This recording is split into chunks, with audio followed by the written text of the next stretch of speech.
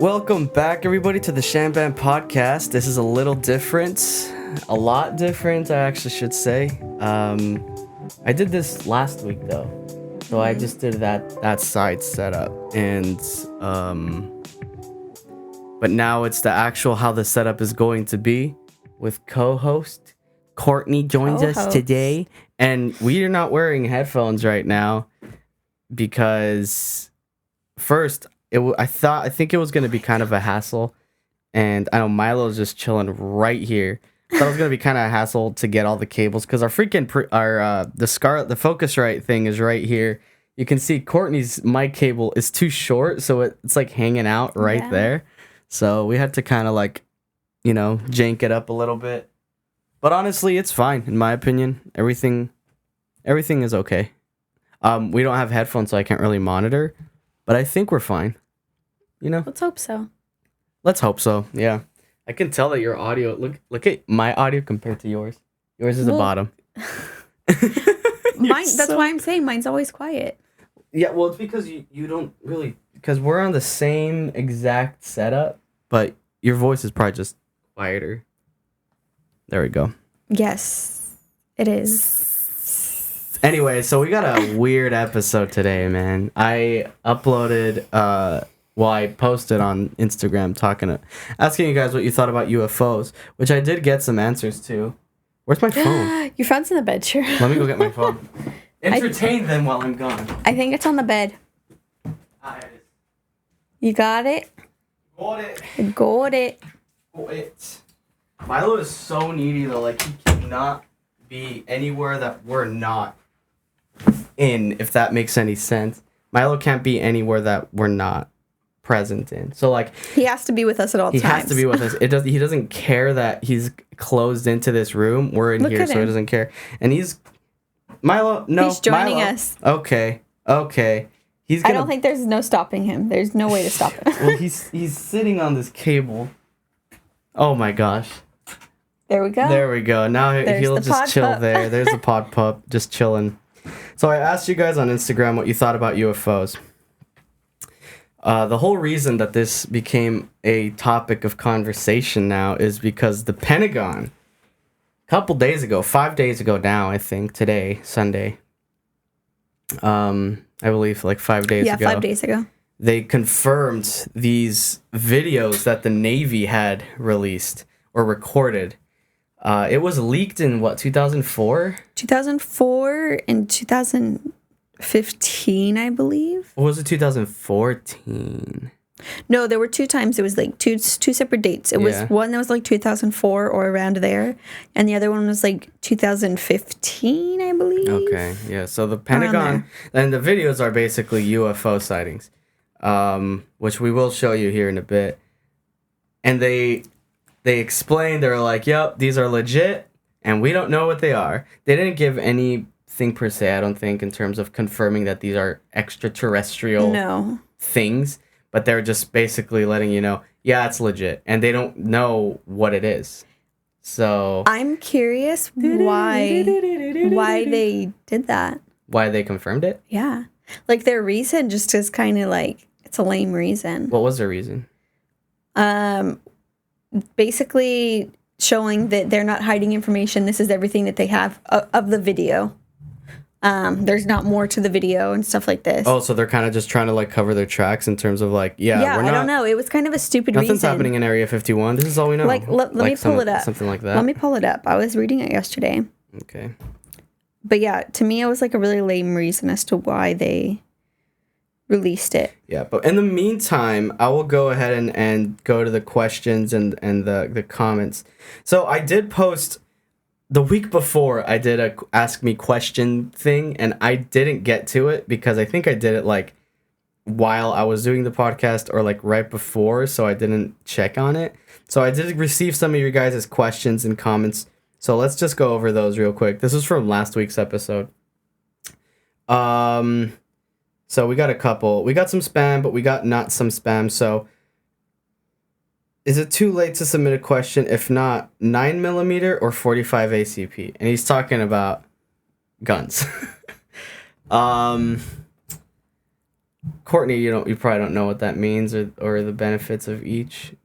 45 ACP is just a larger caliber, so it's like you could have like a 45 ACP Glock and a 9mm Glock. Mm-hmm. Just different types of ammunition. 45 is a beefier piece of ammunition. Yeah.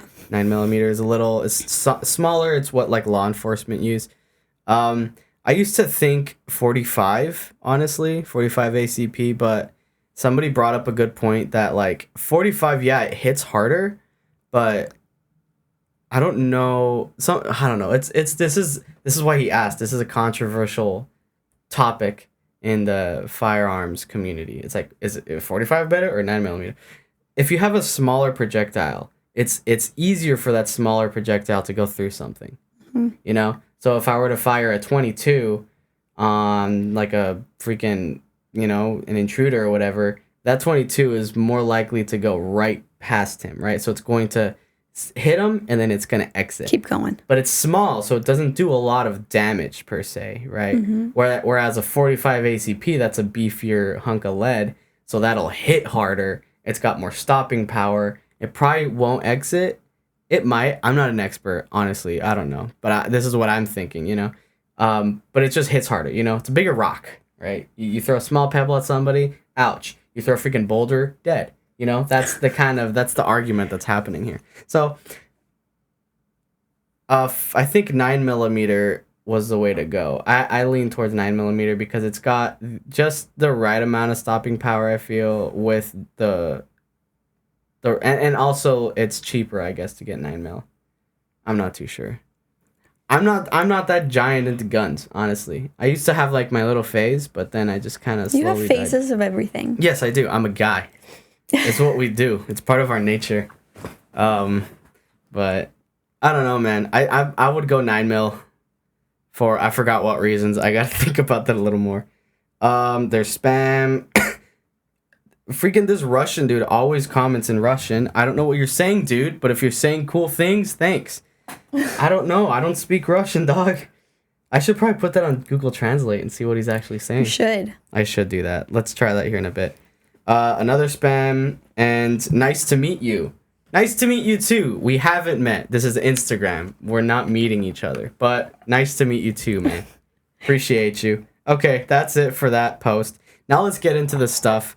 Or should I look up Google Translate this real quick? Google Translate that. Okay, let me Google Translate this real quick. He posted on this on the UFO post as well, so I'm curious. Can I not copy this? I know how to copy this. I go over here. I go over there. It pops up an actual message or DM insta thing. Dude, why is it like... You see how long it takes to load? What if I get off of Wi-Fi? There you go.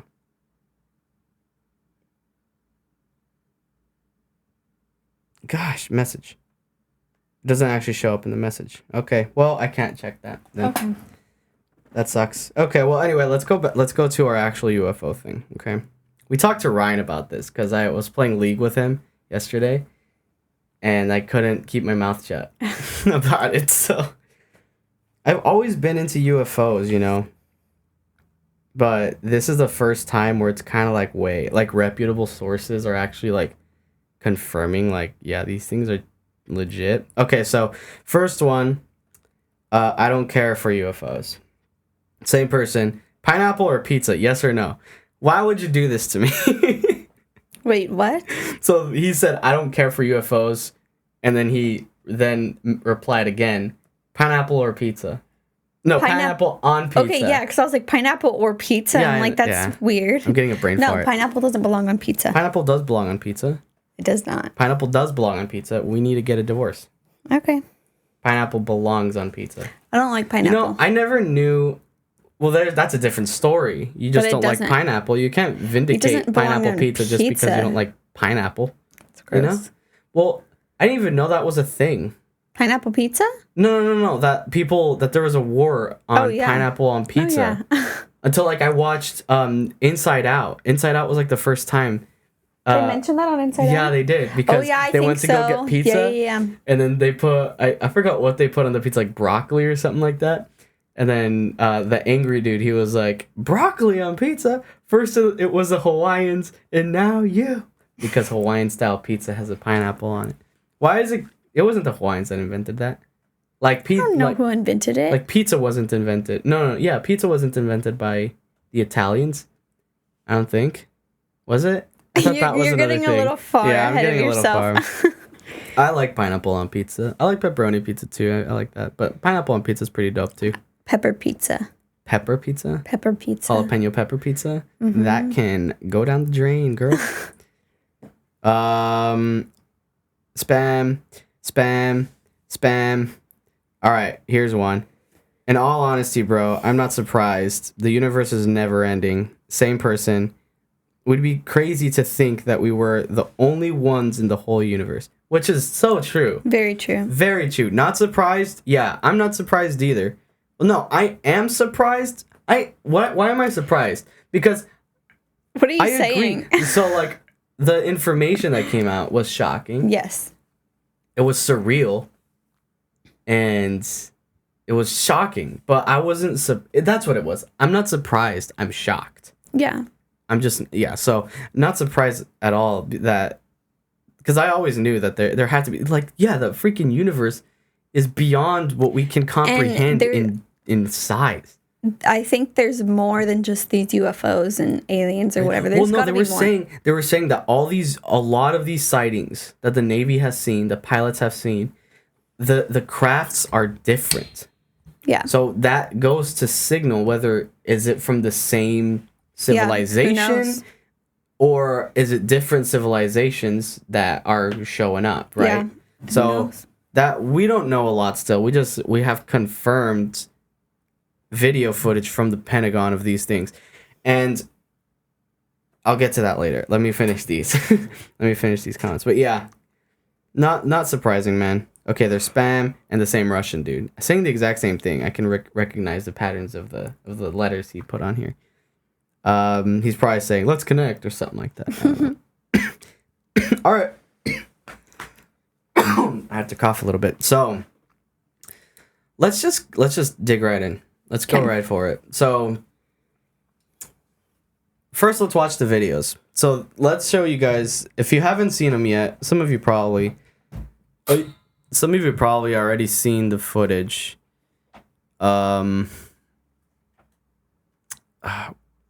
YouTube. I spelled something entirely weird. YouTube. I put an I between the Y and the U. So it's YouTube. All right. Pentagon UFO video. I don't want a news article. I want to see the actual just raw footage. Is it this one? Probably. Here's one of three.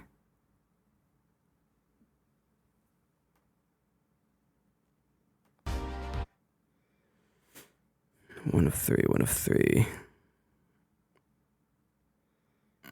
Okay. Here's one of them. Silent, but you can see it right there. Wow, why do all these videos always just make it into the low res? You know, the low res category. Look at that thing. And obviously we can't really see in detail like what it looks like. But this one's the one that flies out of frame super quick. Yeah. So right here, I think. Remember I was telling you it says 99.9? Okay, so right I see there. That. So Joe Rogan actually had one of the pilots who was part of the squad that took this footage. He had one of the pilots on his podcast, and they were watching this video, and he was pointing out this 99.9 that we see here. That's the range. I think that's RNG right there, which stands for range. He was saying the reason it was saying 99.9 was because the rangefinder couldn't detect how far the object was, which he was saying was very strange. Like that usually doesn't happen. He brought up other points, I'm not sure, but one thing that they did talk about in that podcast, that episode, was that he said that he was pretty sure that whatever this object was aware that they were recording it, and like producing a counter signal. Yeah, was producing a counter signal to make their rangefinder not work. It was actively interfering with the rangefinder because it didn't want it to know how fast or how far it was. Didn't he say something too about like it didn't, from what they could see, like it didn't produce heat? Yeah, it wasn't producing any heat. Yeah, there was no thermal energy being detected, which is real. I mean, aircraft, dude, they got freaking engines. They have to produce heat. You know, like it's just. Yeah. Unless they're a freaking dude in like a little squirrel suit, you know, those are wingsuits, like flying through. Even them. You're a human being. You're producing heat. This thing wasn't producing any heat. But yeah, and then it flies out of frame here in a bit. And he said something really interesting about that too.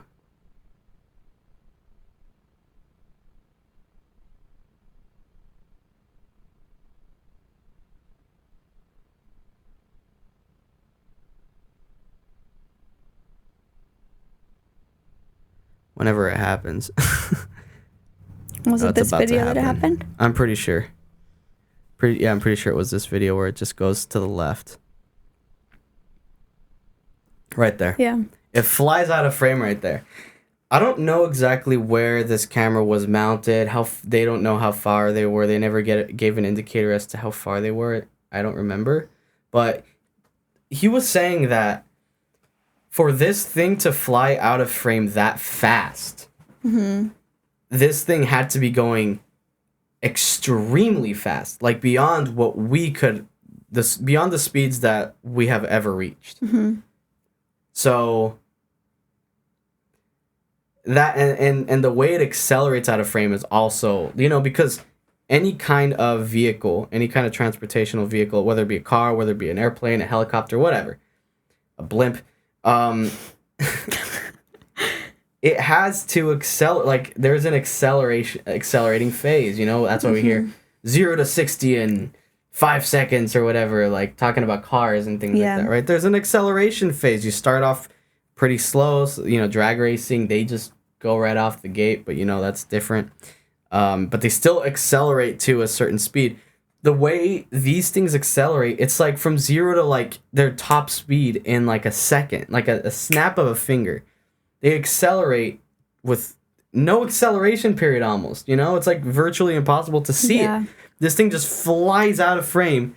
Just, it's gone. And I don't know exactly how it's tracking it. So, but he was saying that for it to get out of the frame of this camera that fast, that it was going like ungodly amounts of speed. All right, here's a interesting video I thought was more interesting. And we'll expound on this one. So we'll talk about this when we finish, as we finish this. Listen to what they're saying too. There's a whole fleet of them. Look on the ASA. My gosh. They're all going against the wind. The wind's 120 knots from the west. Oh, thank you.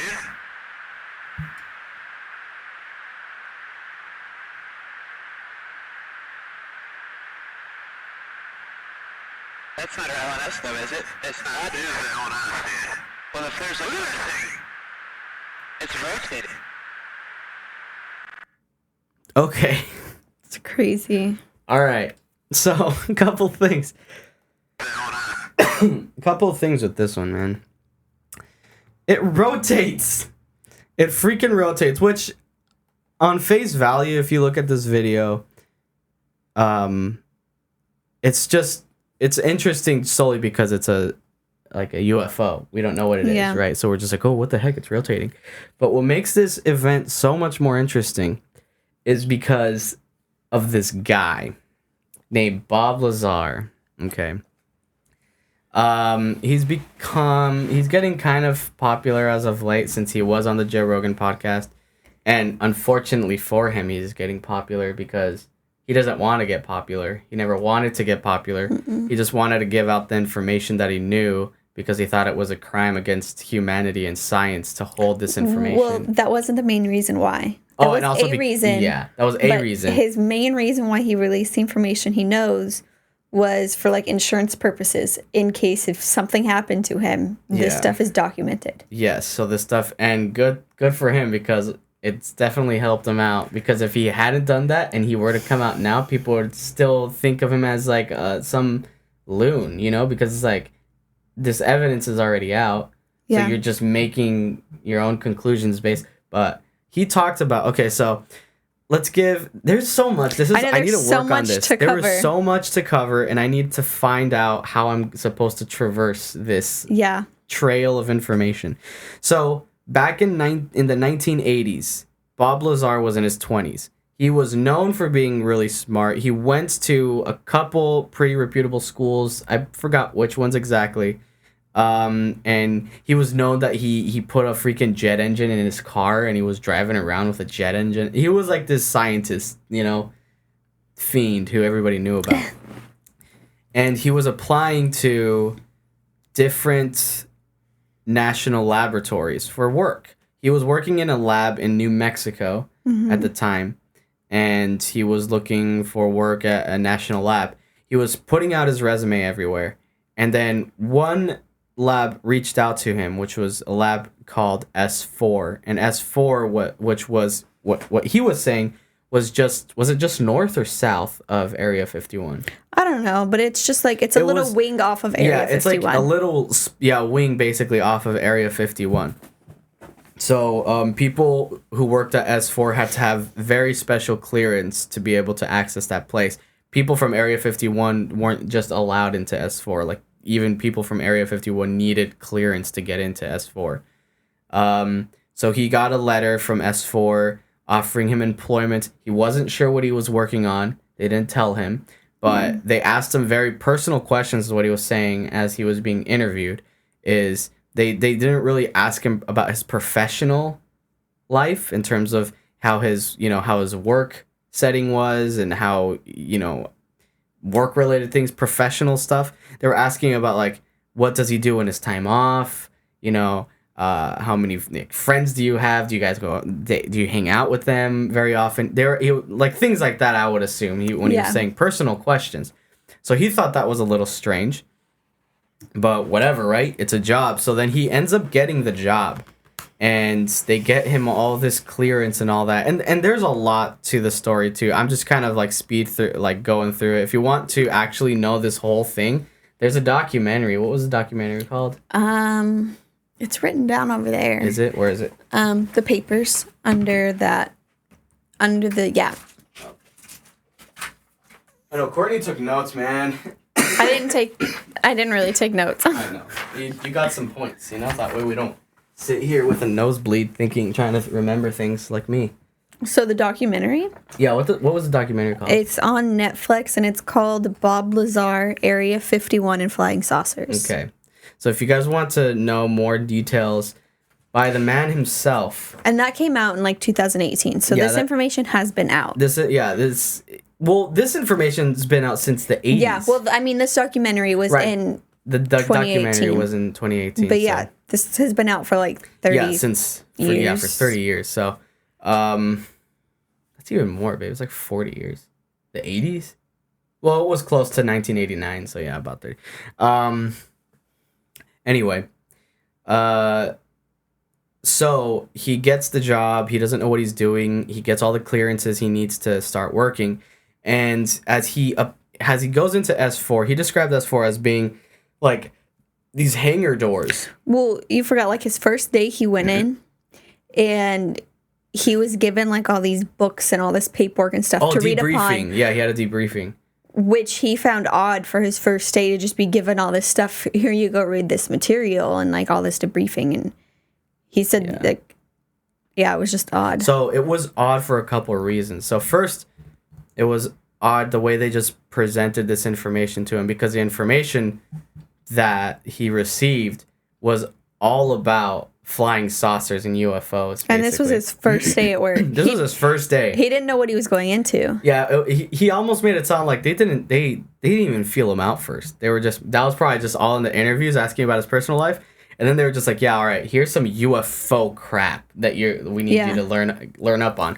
So he was saying that it's very popular for, high clearance national facilities and such to give these kinds of debriefings where they would put a ton of they would put maybe some legit information, but they would put a bunch of just misleading stuff that's crazy out there. So that way, for if the person were to get terminated or whatever, go out and then try to share this confidential information to the media, that they would be able to track down who's the one who did it. Because they, if their information came out, they're like, oh crap, this is our information. And then during that interview or whatever, they see the bogus, they know exactly what department this bogus information was given to, and they would be able to track that person down, right? That's one of the reasons why. But anyway, that's what he thought was going on. He was like, am I being tested? I don't know. And he also thought that maybe there was going to be a test afterwards to see how much of the bullcrap information he can respond to, just to see if he was paying attention or whatever. But anyway, the debriefing, went through. He read up on what he was going to, the information relative to his position that he was going to be working on in S4. And then he went over to meet his new lab partner.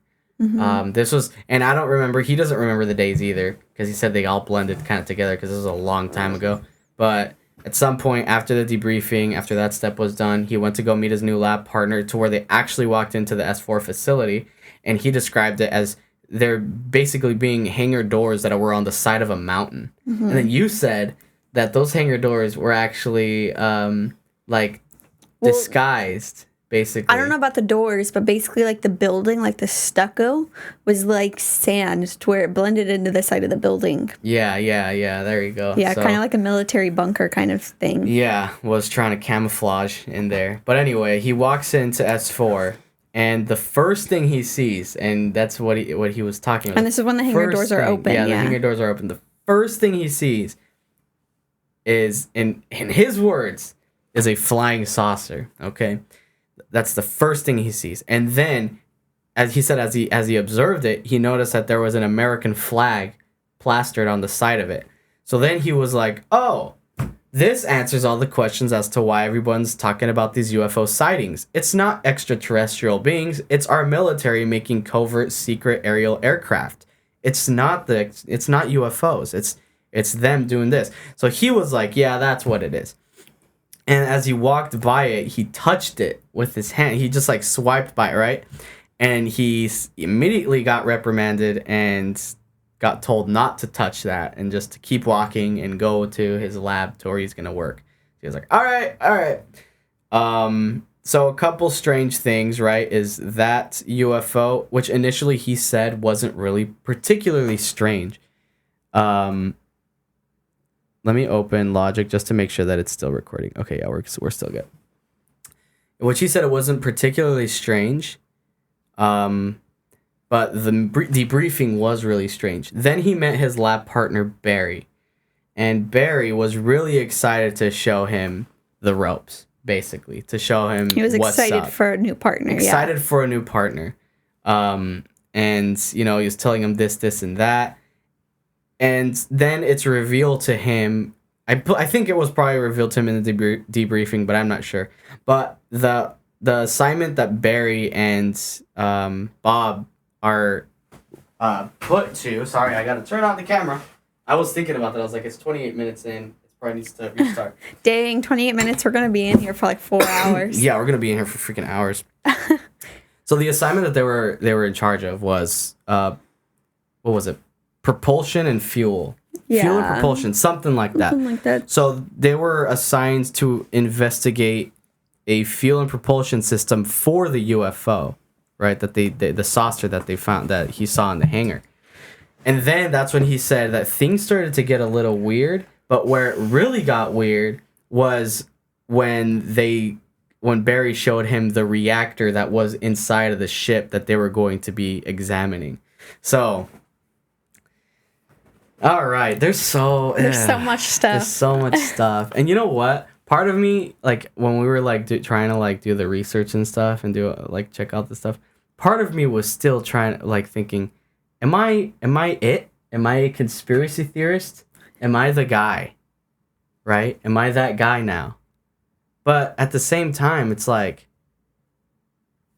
the Pentagon released the footage, and Bob Lazar's facts that he presented way back in the day lines up with the behavior of the footage that the Pentagon has confirmed. So it's like, this is too weird. So anyway, let's get back. Whenever you want to input something, I'm just making sure you follow along. Yeah. I'm listening, and yeah. Yes, you are my my secretary. Yes. As I say. You make sure I don't trip on myself.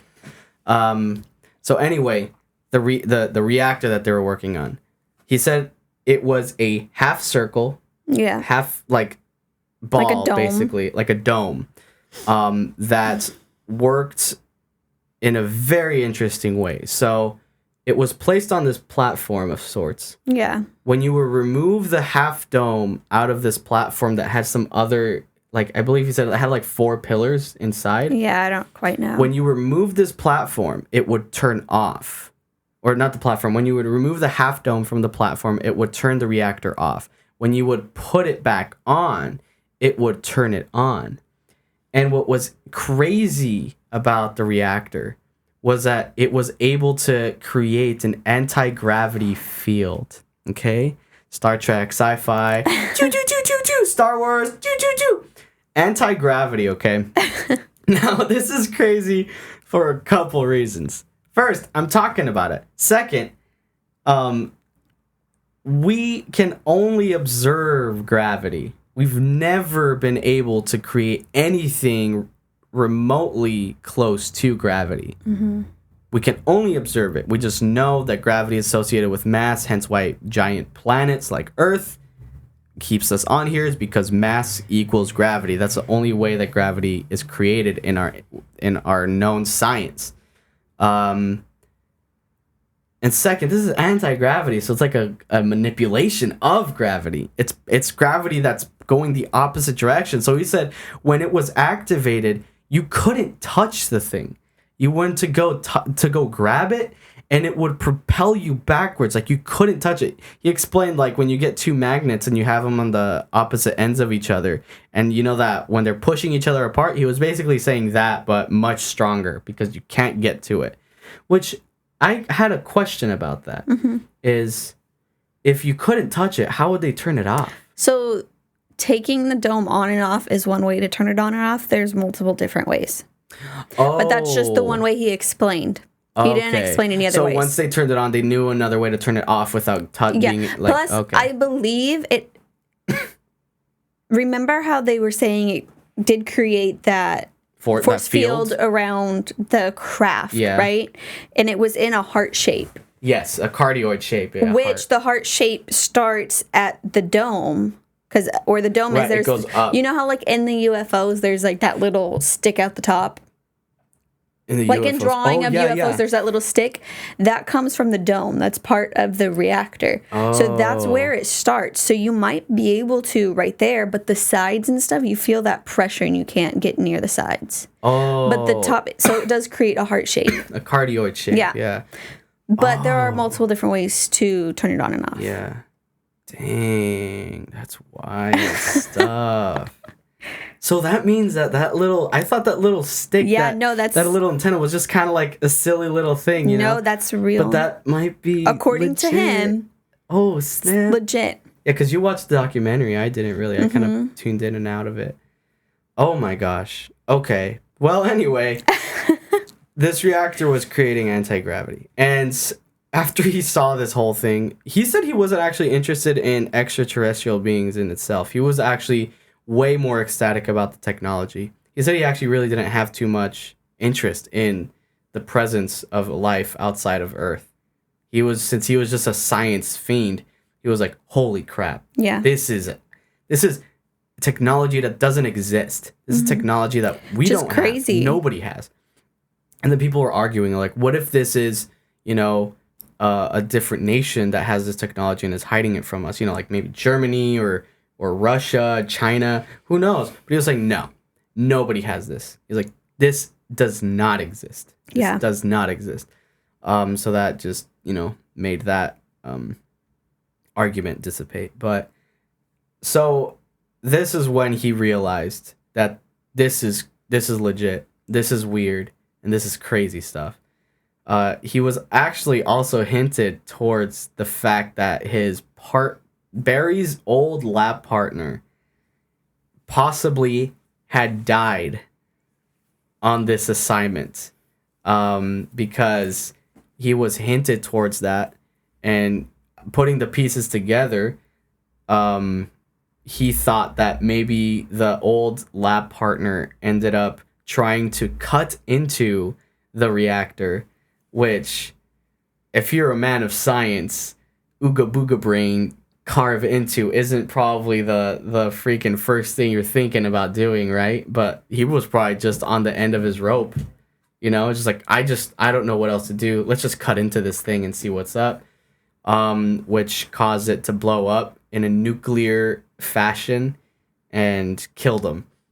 And supposedly, and then I guess that there was a record of a unannounced nuclear test, because at the time nuclear tests were being conducted at Area 51. So, but anyway, so this became this is when he realized. That's just crazy. I'm still like wrapping my head around this whole. Yeah. It's like a surreal thing, It's very surreal. Joe Rogan brought up a great point. It's like it's now way more different when so many reputable sources are talking about this now. Like the actual, they have been, this is the thing, they probably have been. The pilot was probably talking about this. Maybe not, I'm not too sure. Obviously Bob Lazar was. But the media never gave him any attention. Yeah. I never knew about this pilot. I never knew about Bob Lazar until yesterday. Not yesterday, the day before. I didn't know, I probably had seen those videos a long time ago, but I just don't remember seeing them. Yeah. Because everyone's so on the debunking thing these days. Everyone wants to debunk. They don't want to believe in anything. People are willing to do mental gymnastics to like get something to be proven fake, rather than, maybe look at it in a different point of view, like, don't just try to go debunking things, because that is a lazy point of view, as being like too skeptical, thinking as a skeptic or a self-proclaimed skeptic, like Joe Rogan said. That is a lazy point of view, just looking at something like, nah, it's fake, and making one conclusion. Oh yeah, since this is that, and I think that's fake. Look at it in a more objective point of view, Mm-hmm. There's UFO sighting videos that are obviously fake, which you can tell. We have common sense as human beings. We can see some of the, sometimes it's really obvious. Sometimes it's not, and that's when you should, take it with a grain of salt. And if you really want to prove it wrong, actually do some research, But anyway, so they conducted tests. He said that they made a little bit of progress on figuring out how the reactor worked, because they were trying to. The whole point of this whole operation, or the program, was to reverse engineer the crafts, mm-hmm. so that the U.S. could potentially replicate one, and make it work. So that's the whole point of the program. So they conduct tests, they do their work, they get a little bit of progress, and then Bob Lazar, after I don't know how many months he was working, but after a few months, or maybe a year or so, or a couple of years, I'm not too sure at the time, but after some time, yeah. He was put on leave. You're skipping things. I'm skipping things. I knew I was skipping things. That's why. Well, you're forgetting about the fuel too. The what? The fuel. The fuel. Oh, the fuel. Okay. And then he actually went inside the craft at one point as well. Yeah, so I am skipping a lot. I guess I was just trying to get the gist of his story out, but yeah, let's talk about this. So they figured out a couple things as they were studying the reactor. First is it wasn't just an object that could do this. It was something that needed fuel. So it had a fuel source. This propulsion system had a fuel source. And they figured out what the fuel source was. What was it again? What was it called? It was element 115. I don't remember what element 115 is. There you go. But element 115 was the fuel source that this craft needed, but not just element 115. It had to be in a stable sample of element 115. Element 115 exists that we know of. It exists in the world of chemistry, but a stable sample of element 115 is, I guess, like virtually impossible to obtain. Yeah, because it's nothing that we've ever had. Nothing that we've ever had is a stable sample of element 115. The craft itself, in the reactor somewhere probably, had the element 115, had the stable element 115 that they were using to test flight the aircraft, which they actually didn't. They did test flight these things, which is another question I had. How the heck did they figure out how to fly these things? I don't know. They had somebody in there. Well, they had somebody in there, but I think the reason why this wasn't covered was because how they mentioned they were only assigned to one spot. They didn't know anything about other portions. So he wasn't on the part of how the whole computer bit on the third floor works or anything. Yeah. He had no part in that, so he doesn't know how that works. Yeah. So I don't know. That's one thing that they were talking about. It's like he was just in fuel and proportion. He knew nothing else really. And they were very strict about that you don't ask questions. We give you information that is relevant to your field. That's it. You don't ask questions about anything else. So yeah, who knows how they ended up working all that. But anyway, element 115. That's the fuel source. Yeah. He actually did go inside basically the craft. He went in the craft at one point because they were kind of at a loss of how things were going. Yeah. They were kind of at a dead end. Yeah. So he got permission to enter the craft to see if maybe just to kind of look at things and see how things connect. Not knowing how they work, but how they connect to see if that might assist in them figuring something else out. Like help them think of something. And while in the craft, he realized nothing is wired together. There's no wires. That's one thing. And also on the reactor itself, he said nothing. Yeah. So like when I was talking about how just sits together. That the half dome that would come up on the top and place itself, it would turn on. There's no wires, is what he was saying. There's no wires hooking anything up. Everything almost knows to communicate with each other. So like when they would place it, it would work. And when they would take off the half dome, it would turn off. Along with inside the craft, there was no wires. It was almost like this piece of art inside that was just like carved out. Almost like if they took a rock, a giant boulder, and some like artist came and carved the inside and made everything kind of... That's one thing he said. Everything connected to each other. There was no like you can tell this is a different part that places right here.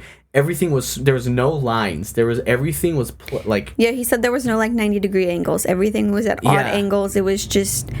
Nothing made sense. Yeah, nothing made sense in the craft. There was one thing that he knew, he recognized and knew what it was, and he was really excited about because that's the only thing he could recognize and actually label in the craft was the system that they had to go in between the different levels of the craft. So what he explained, the craft actually has 3 levels, or the one that he was in. There's 3 levels, and the way you get into those levels was through this little hatch that was on the floor or the ceiling part of each part of the levels. You know what that also entails? If they walked in the craft, does that mean that wherever this thing was built, it's got... Well, I'm an idiot. Never mind. No, what? I was going to say it's got gravity, but if they're from a freaking even different planet, obviously mass, gravity just works the same way. It's the freaking universe. It's not different. Anyway, it's not. Anyway.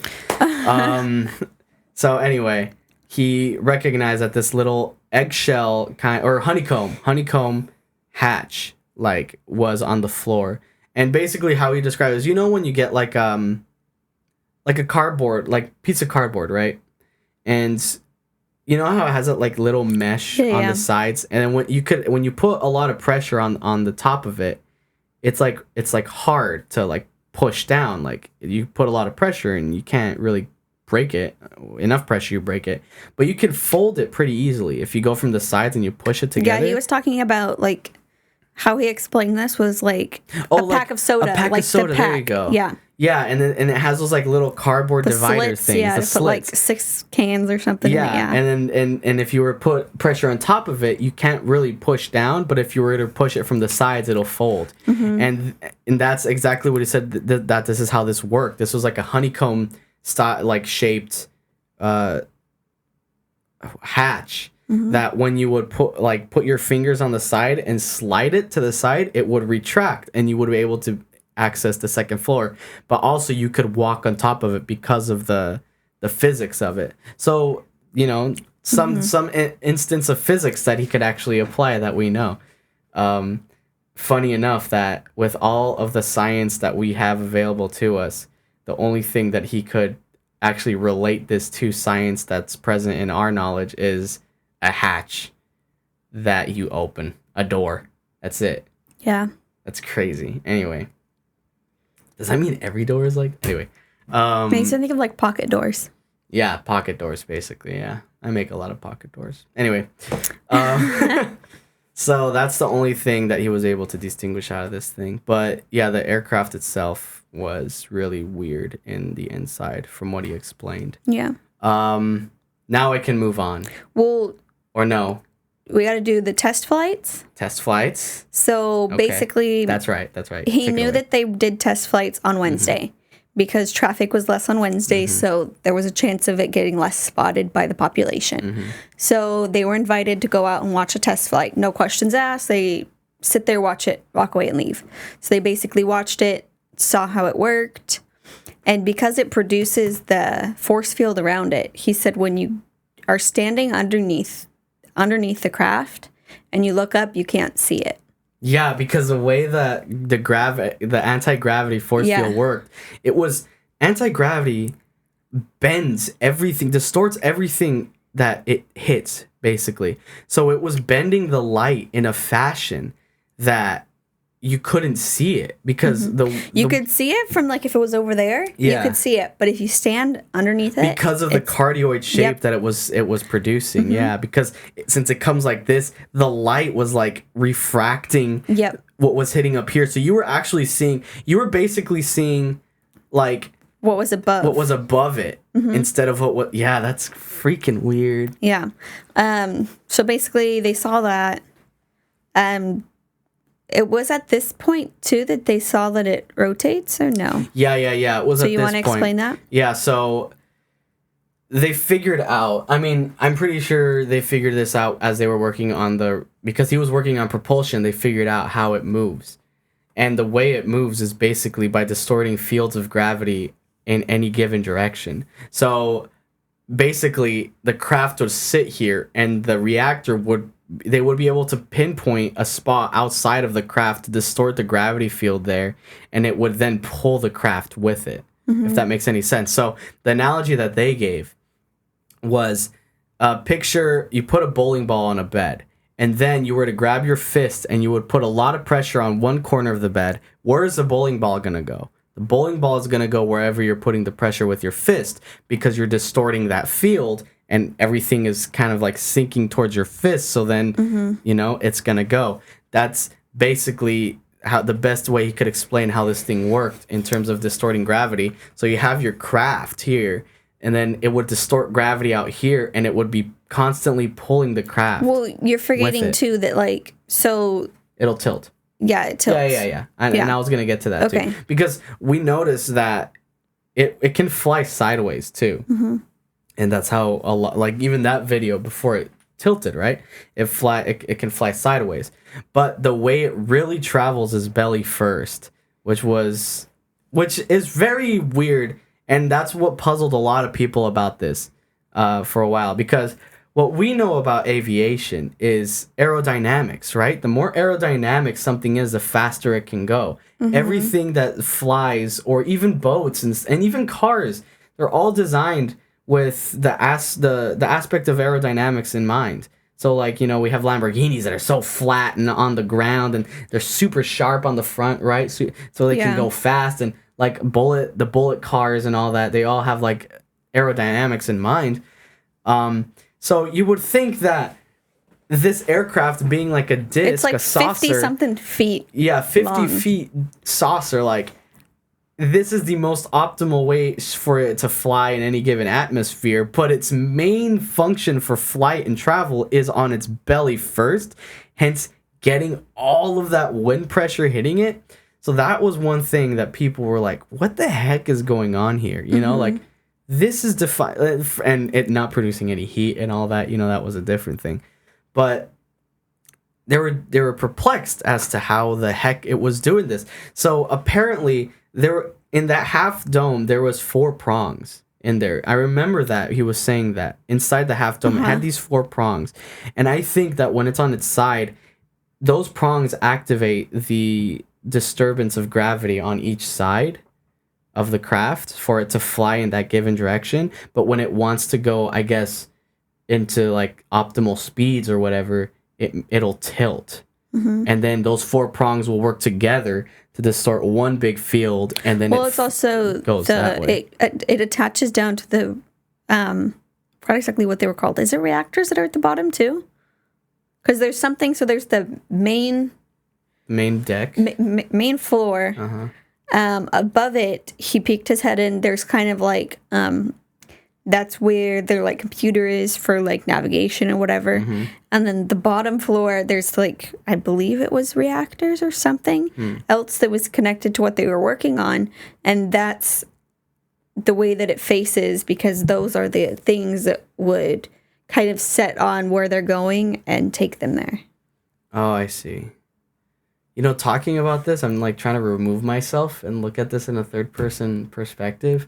I feel like a loon. We sound crazy. I feel like a crazy like loon, you know. But it's we're just objectively looking at this, you know. It's just analyzing. And I feel like the best way to process information is to talk about it and kind of have questions and. You know? Anyway, because we have a lot of questions. We're not just totally believing everything. We don't know everything. Yeah, I got so many questions. I mean,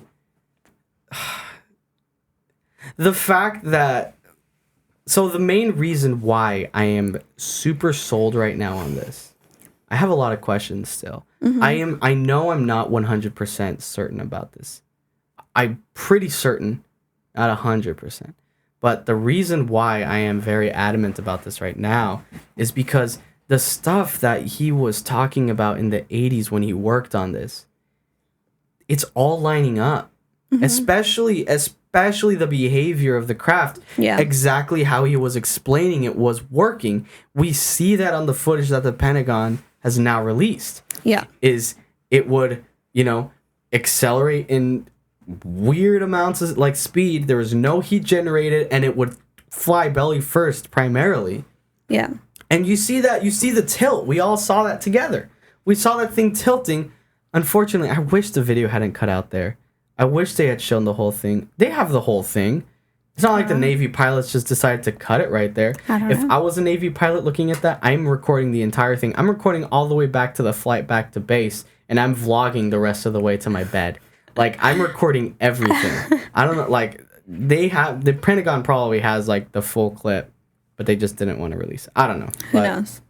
Who knows? You see it tilt. That's why everything's, like, kind of falling into place. And there's a crazy part about this, too, about Bob Lazar's story. But we'll get to that. So, he peeked in. He saw that. He said he saw the bottom, and that had all that other stuff that hooked up to the reactor that would distort the gravity on towards the belly side of the ship, the belly of the beast. So then, what else am I missing before I get to what I keep trying to get to? So then, I mean, was there anything else you want to talk about the test flights? The test flights. Test flights over. He's done the test flight. They walk back. I don't know if it was at this point when they were walking back or earlier in the story, if we might have missed it somewhere in the story. But at some point, they're walking through the hangar to go back to wherever they were working, and all these other hangar doors are open. And he sees that there is a total of 9 crafts. UFO crafts. 9 of them. And they're all different. Yeah. They all have different shapes.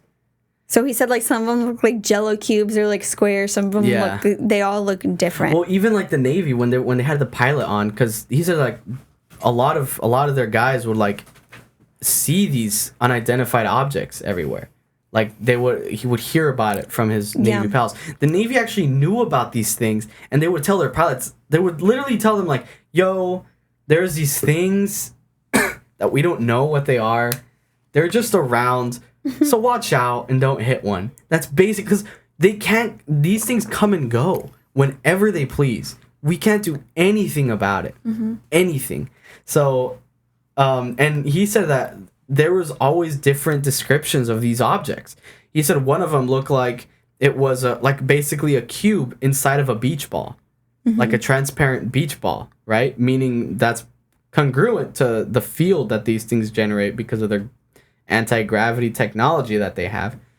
I'm a crazy person. Okay. So yeah, there was 9 crafts at S4, and he was working on the saucer one. Or I'm going to call it the saucer because that's what he calls it. Basically, it seems like the one he was working on is like typical what you would think UFO would look like. That's why he was like, oh, this is it. Yeah. He thought it was just an advanced aerial weapon, but it wasn't, you know.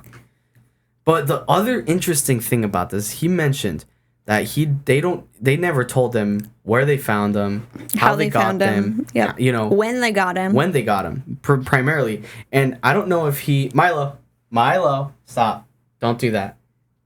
Rubbing your face is bad, and you're about to hit the camera, so don't do that. He mentioned that he not overheard, but got a like his ear on that these are potentially found in archaeological digs. One or multiple or all, who knows? Possibly. Yeah, but one of these or whatever. But that just means that these things could potentially be ancient. We could have had these forever. Not even old. Not even just have them. These things could have been on the earth for a millennium. With all this technology that we still can't even produce. Crazy amounts of time. Like, it could have been this. We could have been freaking cavemen inventing the wheel, and this thing was underneath our invention of the wheel that can freaking defy the laws of physics that we would later discover from this wheel that we invented. You know, it's insane things right now. But anyway, so they get done with the test flights or whatever. They get back to work after he sees that there's 9 of them. So anyway, I don't think anything relevant happens up until he gets put on leave, right? So they Not that I know of. I think that's basically so they keep trying things. They make little progress. And then he gets put on leave. He doesn't know why he gets put on leave, okay? And we'll reveal when they actually fire him, basically. So he gets put on leave. He doesn't understand why, but he's getting nervous because he's thinking, and I'm not trying to talk like I'm talking for him, but this is from what he was talking. I'm just reiterating. He was thinking, I'm scared because with all the information I know, I don't think they would just let me go with the stuff that I know. So then he was like, he was getting, understandably so, that's a very, very natural reaction to that. It's like, yeah, this was a very covert operation. They're just going to let me go and freaking work at Sears, you know, and then just tell everybody about this? No. So he was getting worried. So then this is what he planned on doing. He was like, all right, I'm going to take my friends who don't get along first. This was part of his master plan. I'm going to get friends who don't get along with each other. And I'm going to take them to watch. He told them about what he does. So yeah, he first told them about what he does. He was like, listen, I've been gone, right? This is what my new job was, what I was doing. This is exactly what I was doing. Because he was trying to get that insurance established early on in case anything happened to him. Dang, an hour in. 2 to go. Yeah. Oh, I hit the mic. Okay, so he was trying to get the insurance early on in case anything happened to him. So first he told them. So now they know. Mm-hmm. Now his friends know what he's been up to. Right? Because like even if they had, who knows, right? His friends were probably like, oh, whoa, dude, like, that's kind of weird. This is the 80s as well, you know, like, technology isn't even what it is now, and we still think that this is bogus ooga booga stuff, right? So, like, then he was like, yo, I'll show you the test flights, right? I would if Bob Lazar was my friend if he was telling me that at the time and telling me he's gonna show me test flights, I don't care if it was so far-fetched. I'm going. You know? I'm going. It's an outing, right? So he takes his friends on because he had the flight schedule. So that's actually one thing he did acquire while he was working at S4. He had the flight schedule and he knew that they would do the tests on Wednesdays. So he had all the information he needed to take them at the right time to go see the test flights. So, and they did conduct the test flights at night, correct? I believe. Yeah, well, it was dark, so I would assume so. When they were going up there, right? It was dark, and he took them to the test flights, and on this mountain. On a mountain outside of the range. Outside of the base, obviously, of the S4, the lab. Where the public could still access. He took them up this mountain where he believed they could see it, and lo and behold, they all saw the test flights. They were seeing the saucer flying around and stuff. And then that's set in stone. What you see, you believe. Like, they were probably... And the reason I mentioned this, as soon as I brought this up, the reason he brought up his friends who didn't like each other, was because people would see that they all didn't like each other. They would disagree with each other on everything, but this is one thing they can agree on this. So that would be one of the like telltale signs that this guy wasn't really crazy. Like, he was telling the truth, and if anything happened to him, that's true. He actually did do this, and you know, people can maybe dig in deeper. But anyway. So they had seen the first test flight, and I guess recurringly he invited them to come out. They all went out like every other Wednesday or whatever to go watch the test flights, and they got really careless. And you got to think, and this was on their third time too, where they were careless. Yeah, it was their third time that they went up. They got really careless. They brought like campers and stuff with them, you know, and hung out. Still with the lights off and everything wherever they were at, trying not to give away their position. But also, this dude was in his 20s. This dude was my age. He was our age. Can you imagine having this job? Oh my freaking gosh, no. How could the government do that to a 20-year-old as well? You know, it's like... Give him all this heavy information? Yeah, it's like, what do you expect, dude? This dude's still trying to find out... And he was married, he's not... He can't tell his wife... Right. He couldn't tell anybody. He can't even tell him where he works. Yeah, he couldn't tell anybody anything. So he can't say, hey, you know, I work for Area 51, I can't tell you what I do. Nothing. So hold on, Milo hit crazy. The camera, so let me check if it's still. Yeah, we're still good. Sorry, I just had to make sure. So nobody knew, and you know that's why that's why he was worried and had to tell people. But anyway, the third time they were up with the camper, him and his friend were just talking very, you know, just being buddies. They're 20, right? They're just messing around. They're like, yo, we should saying crap like, you know. We should just go down there and, you know, steal some stuff, right? Like Area 51, they probably got some crazy tech and things like that. Take the UFOs, take them for a joyride. You know, just being dumb. And we got a note, too, that it was really dark. So, like, they would have their hand out in front of them and they couldn't see their hand. And it was really dark. It was pitch black dark. It was pitch black dark. I don't know how they would see the aircraft if it was that dark. It might produce light. They might have light on the site. Maybe they do have light over there. Yeah. So... Because otherwise they wouldn't be able to see it, so they have to have some way. Yeah, so it was really dark. They couldn't see anything except for the test flights, and then they hear this thing hit the ground. Well, they see this green light. They see this green light in front of them, like not far at all. He was like probably from me sitting here to the wall that's right there. That's not far, you know. 10 feet. 10 feet. He sees this green light, and then it falls, and it rolls over to them. And they see it's a scope. It was a night vision scope. That's what that green light was. It was a display of the night vision on the other side. And then they come to find out that they had, I guess, lights turn on or something, and they had, like, a whole, like a platoon of like military personnel like with guns at him, like look at like because and they heard him say like we should go steal him and all that, like holy crap. So they end up taking everybody, obviously. They take him too, and they I guess put him in an interrogation room.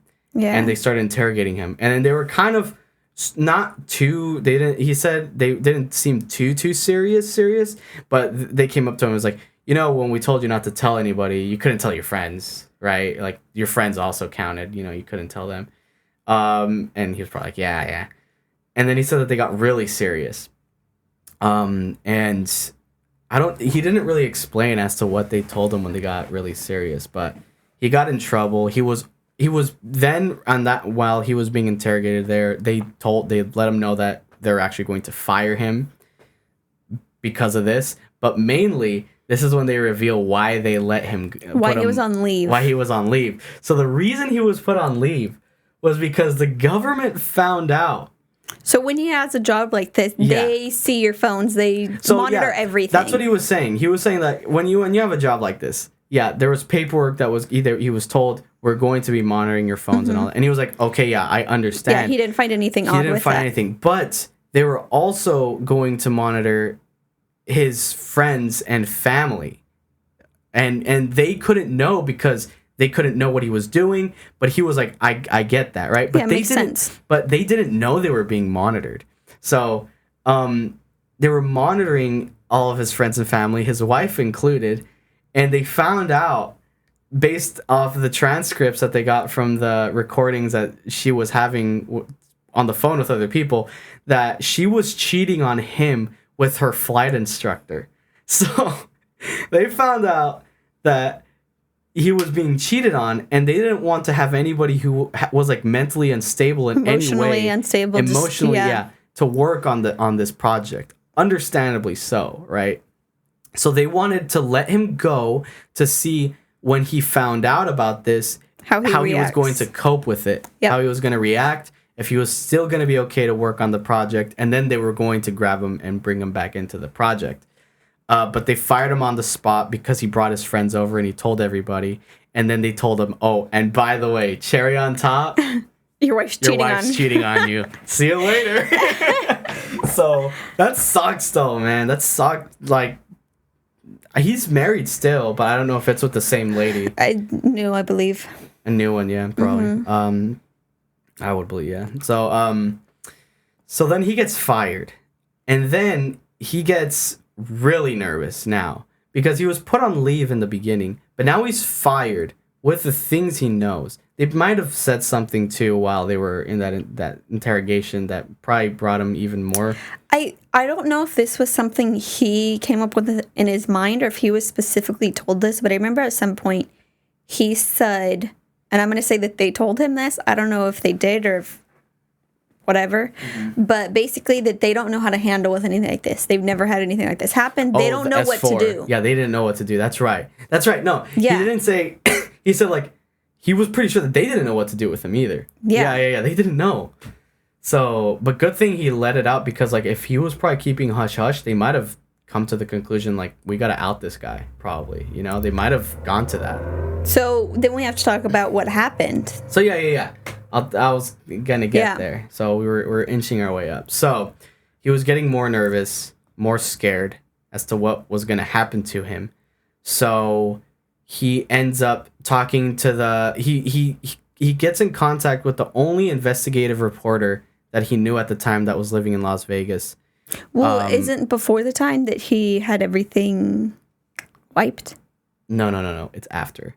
Really? Yes, it's after. So, because remember, so it's after. So he thinks about the first. They were probably working to that anyway, but I think he reacted faster. He did something first because he was already all paranoid, you know. So he contacts the only investigative reporter that he knows at the time that was in Vegas.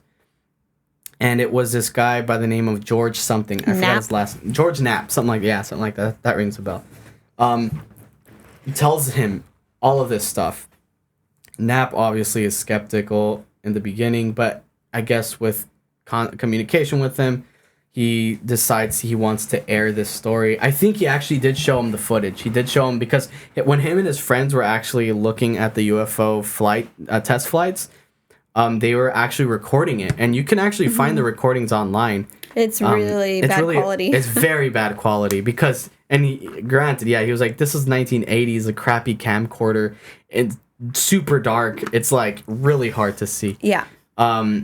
But you could still see some stuff. So he showed Knapp the video recordings, I'm guessing, and Knapp decided he wanted to kind of believed him and his story. Slowly believed him, and then he wanted to air his story on TV. Well, basically, the reason why he went to him to share this story was for insurance. Again, yeah, of course, because he was worried of what the government was going to do. Yeah, because during that interview, George was asking him like, "Oh, are you sharing this because you think it's not right that the population doesn't know?"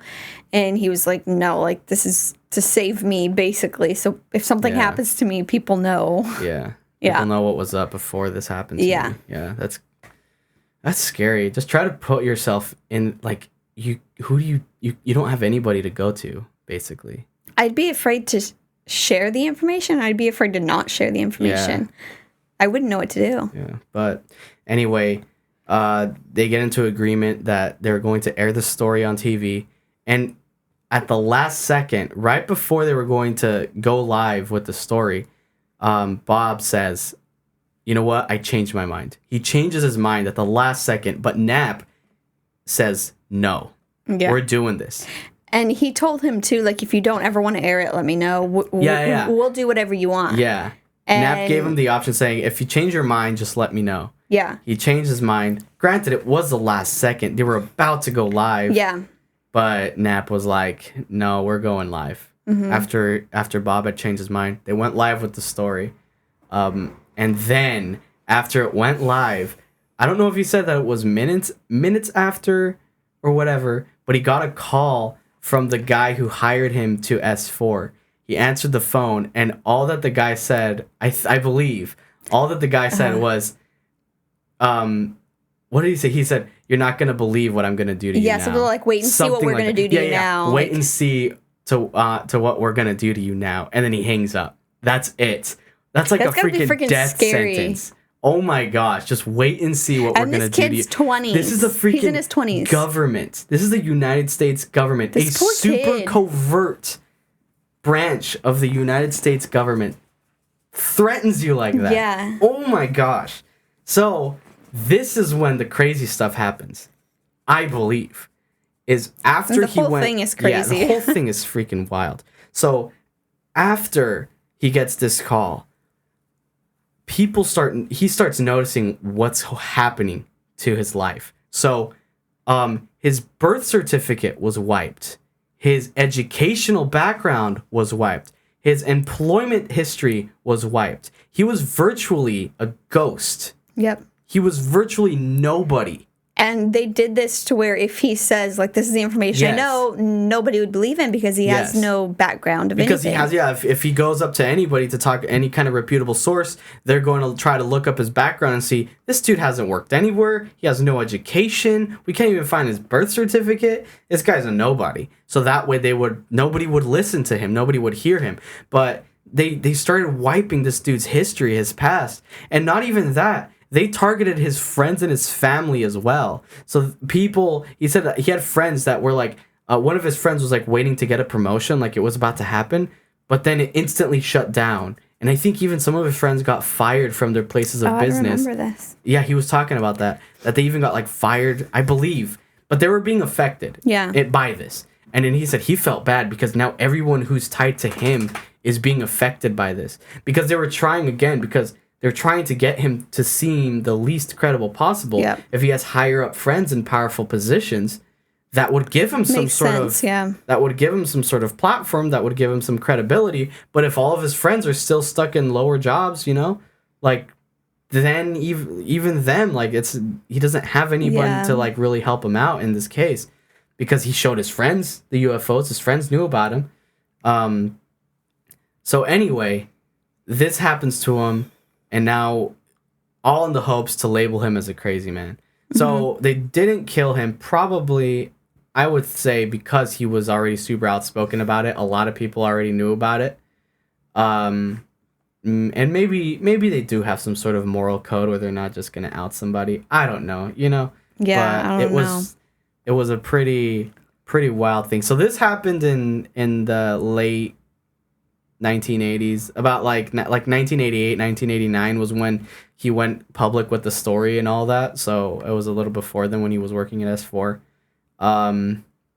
And he would share the details about his project, the details about the flights, the test flights. And slowly as the years went by, stuff that he was saying was proving true. And that's one thing. Joe Rogan, I guess, was following his story for a long time. And he made that observation. Joe Rogan did. Said that slowly things that you were saying were starting to, you know, they were truthful. Like they turned out to be true.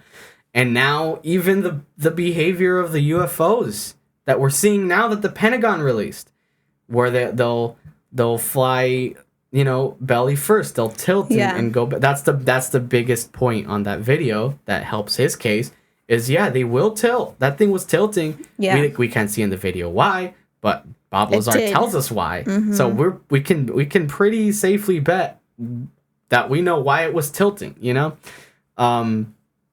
But pretty crazy. And even in that video, you can see that there's like a light ring around. Yeah. And he was talking about, that's the gravitational field bending light. It's pretty crazy stuff. It's pretty wild stuff. But the whole connection between Bob Lazar and these videos that, the Pentagon released is why I am pretty positive that these things are legit. I always knew that there was life outside of the Earth. It's too big for there not to be life. And plus with Bob too and his stuff, like there has been at his first place of employment, there has been an old directory that came up and his name was in it. So there are things that are kind of tying together. So yeah, if you look up Bob Lazar, I'm sure now there's a ton of stuff out on Bob Lazar. Because he's been outspoken about this, you know? But as far as, like, places of employment, I didn't do the research myself. Look up whatever lab he used to work at in New Mexico and all that. But apparently, he was wiped from the records. The guy who made the documentary on Netflix, or YouTube, you said? Netflix. The guy who made the documentary on Netflix, like, spoke with the people at, I think it was Los Alamos was the lab that he worked at, Los Alamos. And spoke with, like, the people there who were working when Bob Lazar was there, and they would deny it. They would deny that he had any employment denied history. It, but one guy came out. Wouldn't go on camera. I think he released his name. I don't remember his name, but basically said that, I think it was the guy that hired him or something. No. It was the security guard. Yeah. It was a security guard who scanned him in. But somebody that was like, I recognize him, and I worked with him. And I worked with, the security guard who used to work there, or I don't know if he still worked there.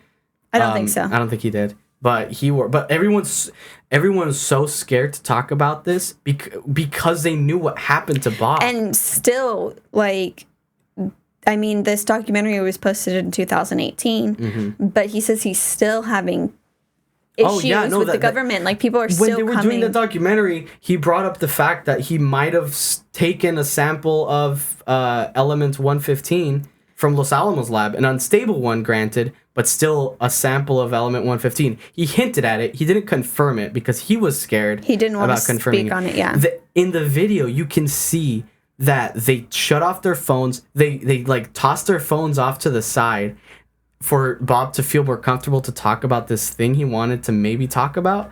And even after he even insinuated it, there's a freaking ambulance and stuff going by. I don't know if he picked it up. Anyway, even after he just insinuated it, didn't really confirm it, the feds raided his apartment or his house. It was an apartment. They raided his apartment like the next day. Like he said there was police, there was FBI, there was all these other agencies that were coming in. And that was people. His place of work because was it? Supposedly they were looking for a receipt transcript. Transcript. But I believe that they would have been looking for, if he had it, the 115, which would make sense. Were. That's what he was saying. Is like they were obviously looking for the 115 that I insinuated that I had. But yeah, so supposedly they told him they came to look for a receipt transcript, and he was like, well, like, I could have given that to you. And slowly, like, more people started showing up. The street was packed. His place of work was packed because he works for home. He has his own little, he owns his own business. Yeah. But yeah, there was like a ton of people. Yeah. It's crazy. So yeah, he was freaking, even to this day, he has issues. So he even expressed his concern about even being on the Joe Rogan podcast. And you can tell when he's talking, he is like very anxious. Yeah, so you can tell he's very anxious. He had like a migraine throughout the podcast. But also one thing I want to point out is if you listen to that episode, the government claims, or, you know, records claim that he never worked at Los Alamos, that he has no educational background. When you listen to this guy speak, you know he has an educational background. You know he knows what he's talking about. Yeah. Even me, just trying to freaking figure out and formulate these phrases is a little complicated. This guy knows the language. It's part of his vernacular. You can tell that he's been in this world, and he is in this world, and he knows what he's talking about.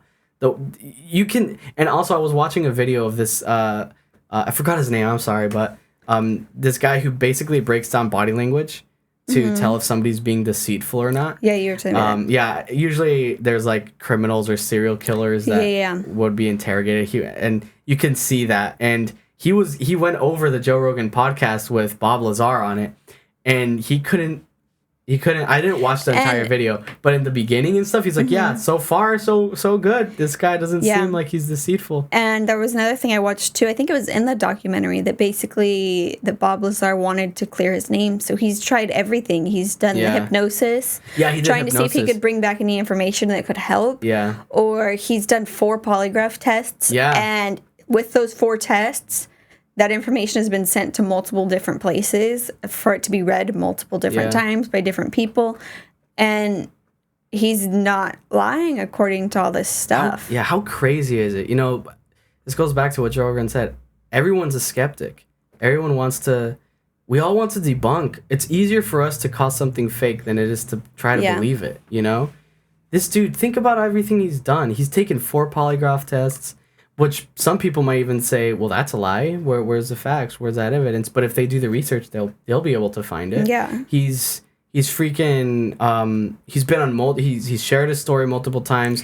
He's also on the Los Alamos bit. They claim that they never had he was never working there. He took some people on a tour. I think it was actual the guy who made the documentary.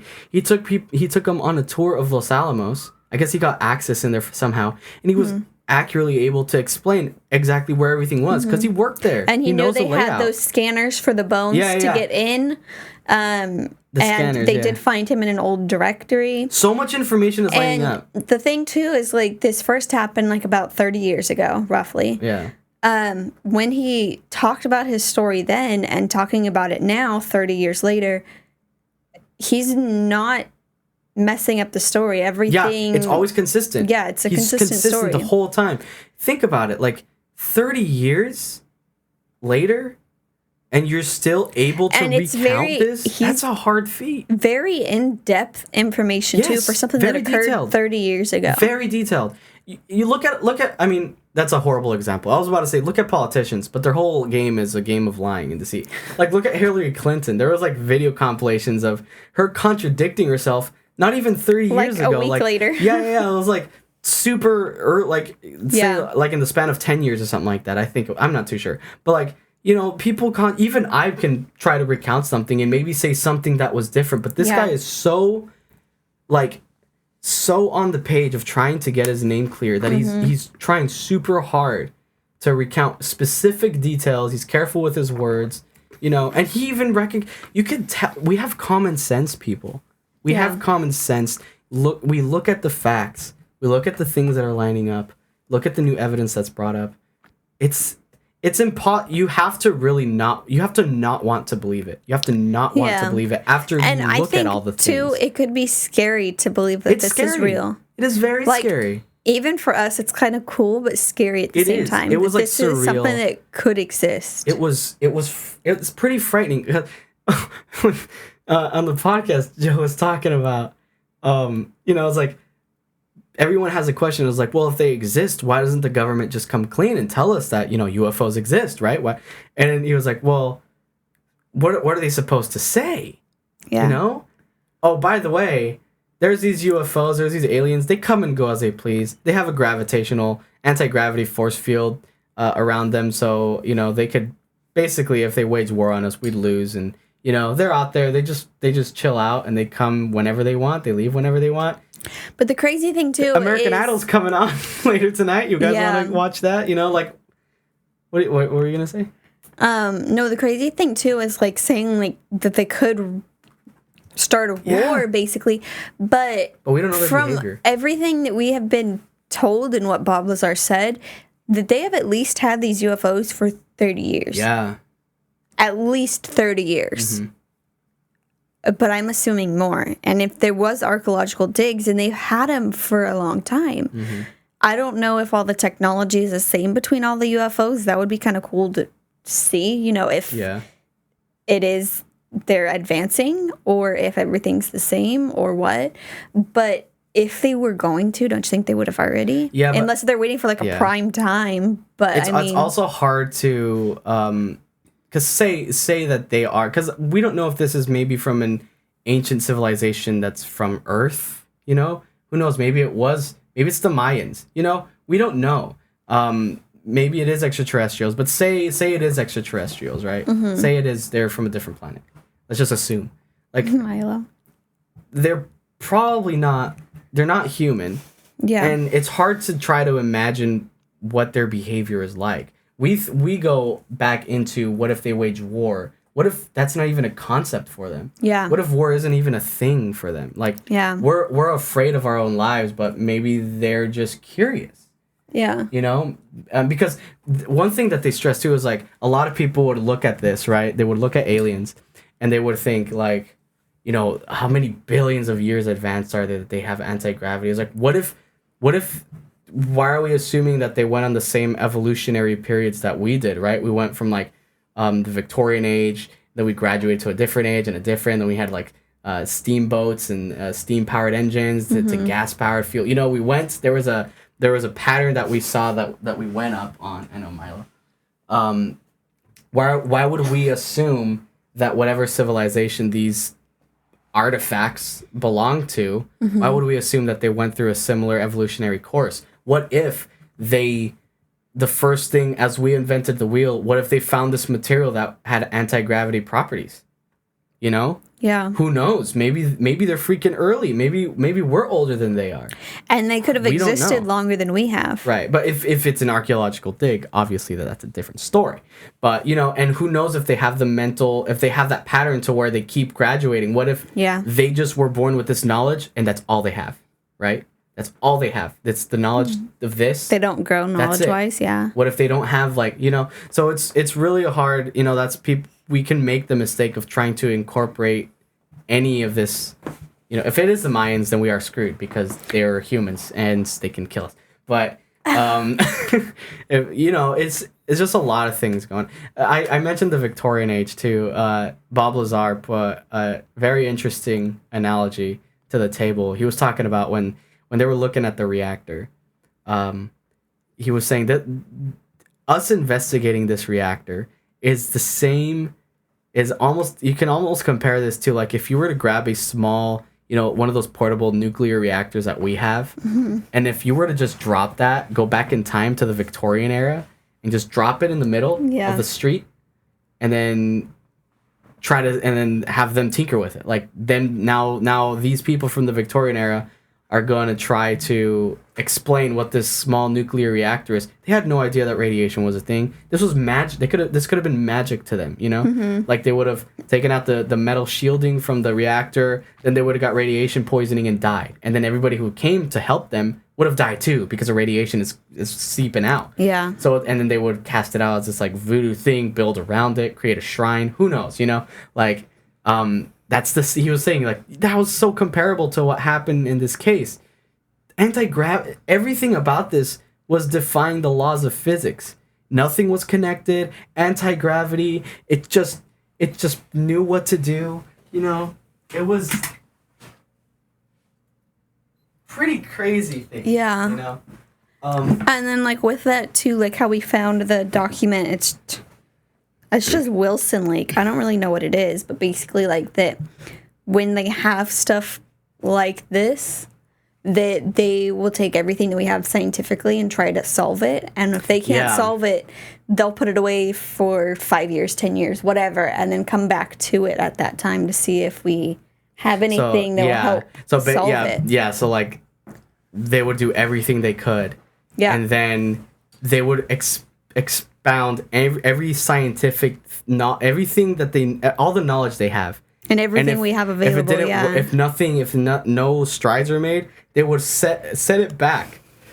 Like another 10 years or 8 years or however. We don't know the timeline, but... We don't know the timeline. And then they would come back to the project, the project of, like, trying to reverse engineer these crafts, in hopes that the new scientific discoveries that we would make during the span of that time would help us figure things out, figure more things out about it. And that's a crazy idea to think that the science that we are at right now can't even explain. We can't even begin to comprehend what this thing is. It's crazy. It's wild. What was that article called? It was the you note. You just look up Wilson Leak. The Wilson Leak. So look up the Wilson Leak. The Wilson Leak is basically it's a conversation that like an admiral, or like a general, or like some military person of some high caliber spoke with, I guess, one of the people in charge of this project. Was it with somebody in charge of the project? I believe so. Because I don't know if it had anything to do with the project. Sure. I didn't read it. So. Or not. Yeah, we didn't read it. But basically, they were just talking about it has the same idea with the timelines. That's where this whole idea of them putting it off for like a couple years and then come back to it with further knowledge, hopefully. That's what was found in the Wilson Leak. There's probably other things. We can look into it later and then maybe bring it up back in the podcast. But some pretty wild stuff. I've been a UFO junkie. I've talked about it in the podcast before. But I've never been extremely concrete about it. Yeah. I'm very close now, though. I mean, it's crazy. And also, you know, the reason that we're all skeptical about people who claim that, you know, they've been abducted, you know, all that, is because they're having lunatics like that who have, you know, it's a random dude who works at a 7-Eleven, and then he'll just say, "Oh, I saw a UFO, man. The aliens with the big heads, and they had these laser beams," and, you know, because we know that those stories are everywhere, and that's why. And they were talking about that. There's agents, like government agents, who do that. Like that's their purpose is, I forgot what they're called, like dis something agents or whatever. So that their whole purpose is to make it harder for people to believe other people who might have this information. So kind of just give us misleading information. Exactly. No, not even misleading information. Is so... Keeps shutting off. Is it dead? Yeah, it's dead now, the battery. Oh. So I do have another battery. We were going to wrap it up here in a bit. Yeah, you could just put the little clip it at the end. Yeah, I'll do that. But they basically have these agents that they're supposed to act like crazy people who talk about UFOs and all this stuff, and even maybe bring in factual stuff. Makes me think about the thing that he read, how they give you incorrect information. Yeah.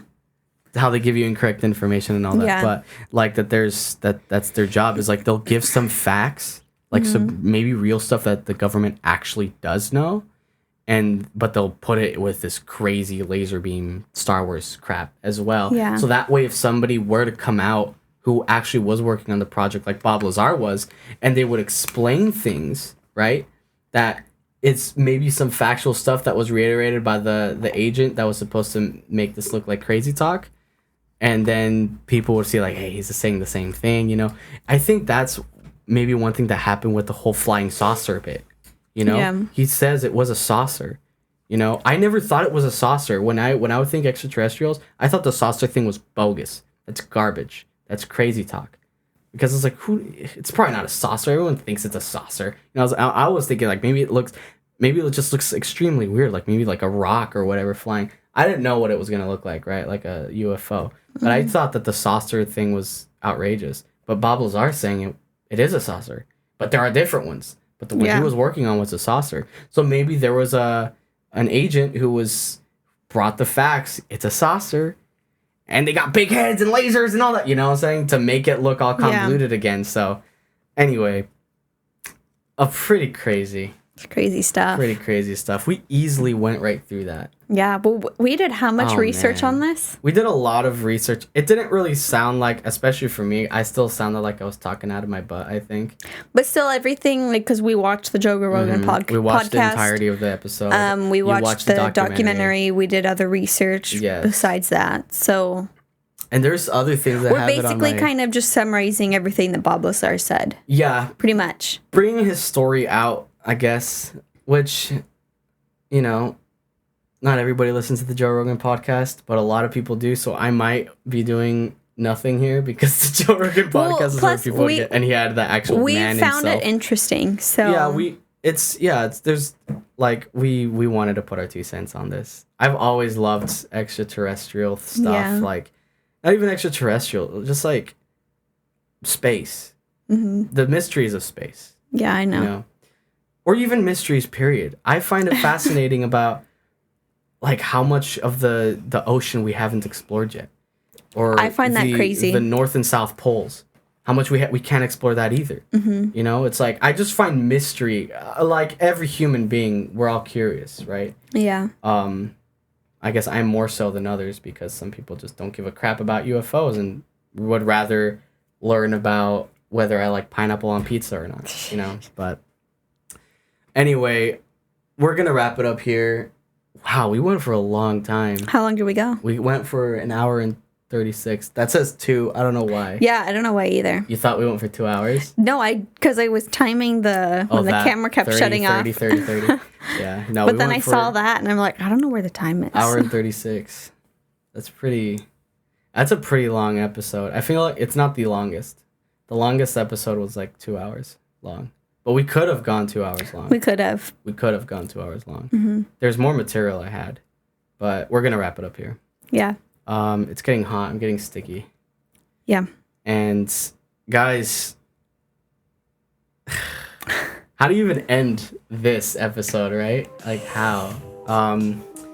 If you guys want me to research anything, to cover anything, hit me up on the DMs, hit me up on the business email, which is also on the Instagram page. And let me know through whatever social media you want to use. I'll probably check it out. Milo, calm down. What's wrong? Is there anything else you want to say before I wrap it up? No. Okay, with that, we'll leave you to it. Bye. Here